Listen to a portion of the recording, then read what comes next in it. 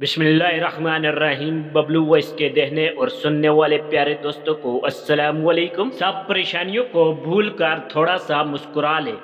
پیارے دوستوں، آج کی ویڈیو اتنی زیادہ فنی ہے کہ میں نے بہت مشکل سے خود ریکارڈنگ کی ہے، کیونکہ میں خود اپنی ہنسی پہ کنٹرول نہیں کر پا رہا تھا۔ تو ویڈیو کو پورا اینڈ تک دیکھنا، آپ بھی اپنی ہنسی پہ کنٹرول نہیں کر پائیں گے اور آپ کو مزہ بھی آئے گا۔ ایک نکھٹو کو بیوی نے کام کاج کے لیے کہا۔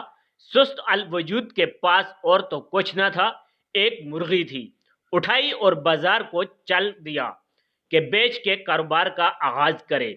راستے میں مرغی ہاتھ سے نکل بھاگی اور ایک گھر میں گھس گئی۔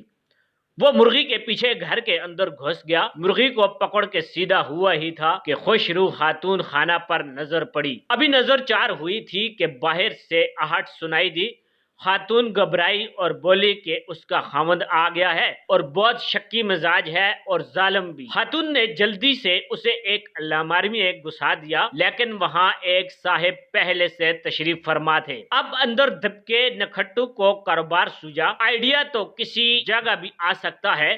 سو اس نے دوسرے صاحب کو کہا کہ مرغی خریدو گے؟ اس نے بنا کے کہا کہ یہ کوئی جگہ ہے اس کام کی؟ خریدتے ہو یا شور کروں؟ مجبور ہو کے اس نے کہا کہ بولو کتنے کی؟ 100 روپے کی۔ اتنی مہنگی؟ خریدتے ہو یا شور کروں؟ 100 روپے کی مرغی بیچ کے نکھٹو بہت خوش ہوا۔ ایک دم دماغ میں روشنی ہوئی۔ اوے مرغی بیچو گے؟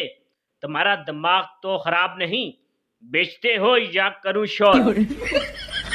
مرے ہوئے لہجے میں بولا۔ کتنے کی لوگے؟ 50 کی۔ اللہ سے ڈر، ابھی 100 کی مجھے بیچی ہے۔ اللہ سے ڈر ہے تو یہاں الماری میں کیوں گھسے بیٹھے ہو؟ دیتے ہو یا کروں شور؟ نکھٹو نے مرغی 50 کی خریدی اور چپکا کے بیٹھ گیا۔